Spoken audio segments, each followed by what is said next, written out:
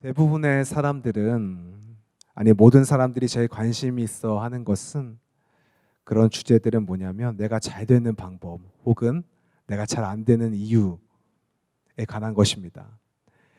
따라서 우리의 종교 생활 또한, 또 우리의 신앙 생활 또한, 그리고 나 그리고 우리가 잘 되는 방법, 또 잘 안 되는 이유에 많은 부분 초점이 맞춰져 있음을 또 우리가 깨닫게 됩니다. 욥기 이전까지의 성경들, 그 창세기, 출애굽기, 레위기, 또 민수기, 신명기, 여호수아, 사사기, 룻기, 또 사무엘상하, 열왕기상하, 역대상하, 에스라, 느헤미야, 에스더, 노래로 보통 이렇게 외우는데요. 네, 여기까지의 그 성경 읽기 또한 우리 관심에 잘 부합하는, 우리 부합됨을 우리는 이렇게 느낄 수가 있습니다. 왜냐하면 욥기 이전까지의 그 성경 본문들이 명확하고 절대적으로 작동하는 어떠한 세계관을 가지고 있기 때문입니다. 하나님을 잘 믿는 것은 율법을 잘 지키는 것이요, 또 그렇게 사는 것이 거룩한 것이고, 또 그렇게 사는 것이 여호와를 경외하는 것이라 말하고, 이렇게 사는 사람에게는, 또 그 민족에게는 하나님의 복이 임한다라고 하는 것, 그리고 그렇게 살지 않으면 저주가 임하고 벌을 받게 된다라고 하는 명확하고 절대적인 그런 이분법적인 세계관을 가지고 있습니다. 그래서 이스라엘 민족과 또 그 각 개인들은 그러한 세계관 가운데서도, 그 세계관 가운데 포로 생활을 했을지라도, 또 전쟁에서 패했을지라도 그래도 방향을 잃지 않고 살 수 있었습니다. 왜냐하면 그들이 다시 율법을 잘 지키면 하나님께서 그들을 다시 복의 자리로 돌려놓으실 줄 믿을 수 있었기 때문입니다. 또 자신들을 괴롭히는 이방 민족들 또한 하나님께 벌을 받을 것이라고 하는 그런 안도감도 있었기 때문이죠. 그래서 그런 희망과 소망, 또 믿음 때문에 이스라엘 백성들과 그 각 개인들은 그 역사의 시간 동안, 그 쉽지 않은 역사의 시간 동안 버텨낼 수 있었고, 또 민족적 정체성을 잃지 않을 수 있었습니다. 그런데 욥기에 이르러서는 이제 다른 이야기가 우리에게 떡하니 이제 펼쳐지게 됩니다. 그 인과응보적 세계관에 기초했던 그 절대적인 세계관에 도전을 받는 것이죠. 그 전까지 펼쳐졌던, 욥기 이전까지 펼쳐졌던 그 이스라엘 민족과 하나님의 그 대서사시가 장엄하게 이렇게 펼쳐졌다가 욥기에 이르러서는 뭔가 그것이 어긋나 보이는 어떤 이야기들이 딱 우리에게 던져지는 것입니다. 욥기 1장부터 보게 되면 조금은 황당한 이야기들이 나오게 됩니다. 여호와께서 사탄의 도발에 발끈하십니다. 그리고 사탄에게 이기기 위해서, 또 사탄을 누르기 위해서 심지어는 사탄과 내기를 거는데, 그 둘이 내기를 하는 게 아니라 한 의로운 한 사람의 인생을 걸고, 또 그의 신앙을 걸고 내기를 거는 것이죠. 그래서 몸에는 손대지 말라며 뭔가 배려해 주는 듯하지만 욥은 사실 그런 일들을 경험할 필요가 없는 사람이었습니다.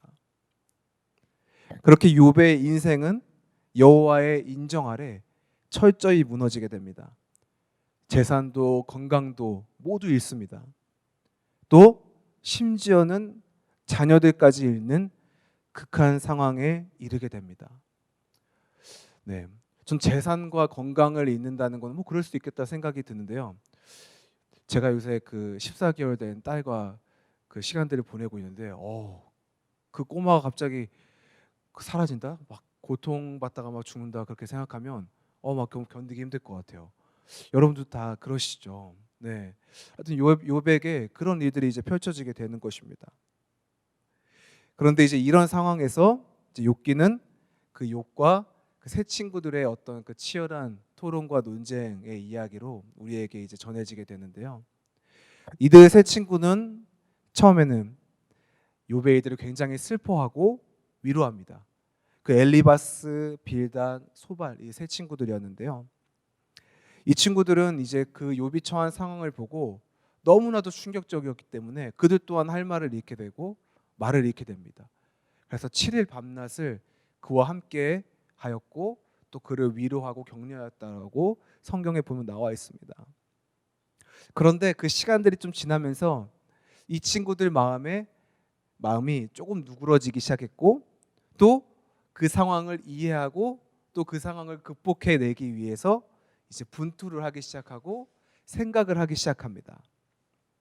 그래서 이제 그 상황을 해결하기 위해서 욥과 치열한 논쟁을 계속 펼쳐나가게 되는데요. 그 대화의 주제는 그래서 결국 자기들이 가지고 있던 어떤 세계관에 관한 논쟁이었습니다. 뭐 쉽게 얘기하면 이렇게 되는 것이죠. 욥기에게, 야 욥에게, 너도 모르는 잘못을 하나님께 지은 것 아니냐. 이런 일들이 벌어진 것을 보니까 너는 정말 하나님 앞에서 너도 모르는 사이에 정말 어마어마한 큰 잘못을 저질렀을 거야 라고 욥의 세 친구들이 욥에게 강력하게 주장하게 됩니다. 그러나 욥은 친구들의 그러한 말에 어떻게 했을까요? 인정했을까요? 그렇지 않습니다. 철저하게 저항하고 반대하고 그렇지 않다라고 항변합니다. 그리고 하나님께 울부짖고 애원하고 탄원하며 매일매일 그렇게 기도하며 보내게 되는 것이죠. 그렇다면 욥기서가 우리에게 전하려고 하는 것은 무엇일까요, 여러분? 이것을 위해서는 이 욥기서의 위치를 좀 우리가 살펴봐야 할 필요가 있습니다. 아까 제가 말씀드렸던 욥기 이전의 책들과 욥기 이후의 책들 사이에는 분명한 차이가 존재합니다. 그것이 욥기를 기준으로 벌어지게 되는데요. 뭐냐면 욥기 이전에는 민족들이 함께 으쌰으쌰 하는 이야기들이 나옵니다. 네. 잘 생각해 보시면 에스더 또한 혼자인 것처럼 보이지만 그렇지 않습니다. 자기의 민족들이 뒤에 있고 또 자기 모르드게라고 하는 한 사람의 후견인이 또 있게 되는 것이죠. 또 뭐 에스라 뭐 그런 사람들 또한 팀으로 움직이는 사람들이었습니다. 또 아무리 어려웠던 사람일지라도 모두 팀으로 움직였고 민족으로 움직였고 아무리 고난의 행군이었어도 어마어마한 사람들이 함께 때로 움직이는 그런 이야기들이 욥기 이전까지의 내용은 진행이 되게 되는데요. 그런데 욥기서부터는 어떤 내용들이 나오냐면 홀로 버려진 듯한 사람들의 이야기들이 나오게 됩니다. 민족들이 있었어도 그 민족들에게 인정을 얻지 못하고 또 이방 민족들에게 사이에서도 끊임없이 모함을 당하는 그런 이야기들이 계속 나오게 되고 혼자 하나님 앞에서 홀로이 외로이 존재하는 한 사람들의 이야기가 나오게 되는 것이죠. 욥, 에스겔, 이사야, 다니엘 그 외 선지자들의 이야기입니다. 시편, 잠언, 전도서는 조금 다른 맥락인데요. 뒤에 설명을 드리도록 하겠습니다. 그래서 이들은 각자 처한 상황 가운데서 인과응보적 세계관이 철저히 파괴되고 부정된 세상에서 극도의 외로움 가운데 처해 있던 사람이었습니다. 즉 우리 하나님이 계시지 않는가 하는 의문이 드는 세계에 그들은 살게 되었습니다. 나라를 빼앗기고 망가진 나라에서 같은 민족에게 의해서 감옥에 보내지게 되고 또 포로로 보내지게 되고 또 포로로 보내진 곳에서 또한 외롭게 예언 사역을 하는 그런 일들이 이 책들에 계속 나오게 되는 것이죠. 그래서 욥기부터의 성경 내용은 혼자였던 사람들의 이야기입니다. 극심한 외로움과 고독 가운데 처했던 사람들이었습니다. 그래서 그들은 신음하고 울부짖고 애원하고 탄원합니다. 그리고 너무나도 불경스럽게 욥 이전에는 등장할 수도 없었던 존재할 수도 없었던 하나님에 대한 원망과 또 심지어는 협박까지 그들의 기도 가운데 드러나게 됩니다. 왜냐하면 그들은 제정신으로 있을 수 없었던 사람들이었기 때문이에요. 그런데 흥미롭게도 그들은 그러한 시간 가운데서 어떠한 깨달음들을 계속 이르게 되는 것을 발견하게 됩니다. 그것을 극명하게 보여주는 책이 두 권 있는데요. 바로 욥기와 바로 그 뒤에 있는 시편의 책입니다. 끊임없이 애원하고 신음하고 애통해하고 불편해하고 하나님을 원망하고 하나님께 심지어 협박까지 하는 그런 이야기들의 마지막은 꼭 어떻게 되죠? 시편에 보면 우리가 잘 찾아볼 수 있죠. 그러한 기도 가운데 그들은 어떠한 깨달음에 계속해서 이르게 됩니다. 그리고 그러한 사람들은 어떻게 되죠? 깨달음을 얻었다면 그 다음 전도서에서는, 잠언에서는 지혜를 얻게 됩니다. 잠언과 전도서가 바로 그 내용인 것이죠. 또 그러한 사람들은 어떤 일들을 겪게 되죠? 하나님을 향한 사랑이 커져갑니다. 그것이 아가서입니다. 그리고 그러한 사람들은 환상을 보며 예언을 하게 되는데요. 그것이 바로 에스겔, 다니엘, 그리고 이사야를 비롯한 선지자들의 내용입니다. 따라서 욥기 이후에 성경이 우리에게 말하는 것이 무엇이냐? 마치 우리가 기대했던 모든 세계가 무너졌어도 그러한 세상 가운데서 우리가 살아갈 길이 있다라고 하는 것, 우리가 살 수 있다라고 하는 것.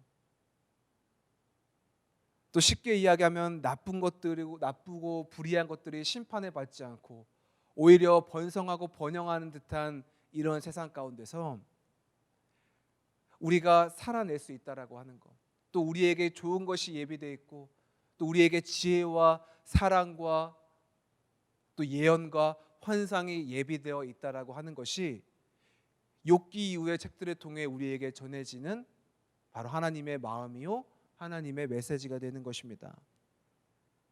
그래서 이제 우리 믿는 우리들에게는 그것으로 말미암은 소망과 또 믿음이 존재하게 되는 것이고, 또 우리가 지혜와 이 험한 세상 가운데 살아갈 수 있는 지혜와 또 소망과 또 사랑을 얻을 수 있다는 것이고요. 또 그 가운데 예언과 환상을 우리가 경험할 수 있게 된다라고 하는 것입니다.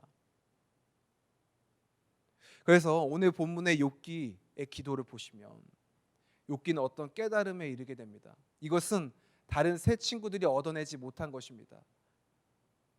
욥은 깨달음을 얻어내는데요. 그것은 바로 하나님께서, 여호와께서 고난당한 성도들의 증인이 되시고 보증인이 되신다라고 하는 거예요.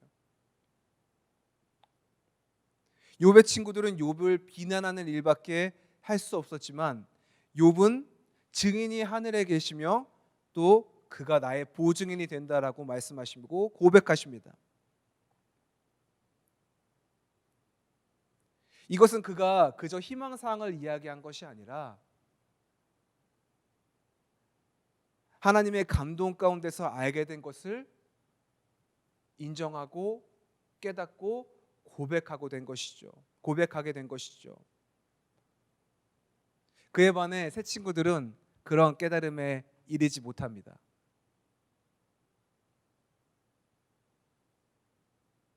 그 세계관을 가지고 욥을 정죄하기 바쁘고 욥을 비난하기 바쁜 것이죠. 뭐 그럴 수 있다고 생각합니다. 근데 그것도 합당한 일이라고 생각합니다. 비난받아야 할 사람은 비난받아야 하는 것이죠. 또 잘못한 사람은 지적받아야 하는 것이지만 그에게 남은 것은 그것밖에 없었습니다. 그러나 욥에게는 하나님의 위로와 하나님의 감동과 또 신적인 지혜가 남게 된 것이죠. 여러분들께서는 오늘 어떤 것을 얻어가고 싶으십니까? 오늘 이 시간의 기도를 통해서 이 세상에서 누가 더 나쁜 놈인지, 누가 내 인생에서 얼마나 장애물이고 얼마나 큰 나쁜 일을 행하고 있는지, 그가 얼마나 나쁜 사람인지 다시 한번 확인하고 가고 싶으십니까?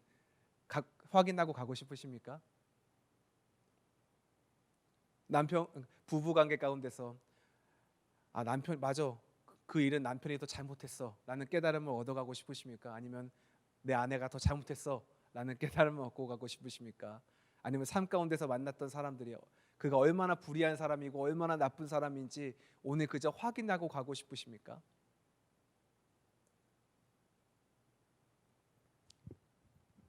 아니면 욥처럼 그런 성령의 감동 가운데 그 하나님이 주시는 지혜, 사랑, 그 소망을 얻어가고 싶으십니까? 그 차이는 무엇일까요? 바로 한 가지입니다. 마음을 다한 기도였습니다. 우리는 고난 가운데서 왜 내가 고난에 처하게 되었는지 이유를 찾기 바쁘고, 또 그 고난을 어떻게 극복해내서 내가 잘 살 수 있을지 그 방법을 많은 시간 궁리하며 보내게 됩니다. 근데 사실 그 이유는 존재하지 않을 수도 있어요. 오늘 욥기가 우리에게 보여주는 것은 그것입니다. 분명 그러한 것들도 있지만 그렇지 않은 것들도 있습니다. 나비 효과라는 말 아시죠?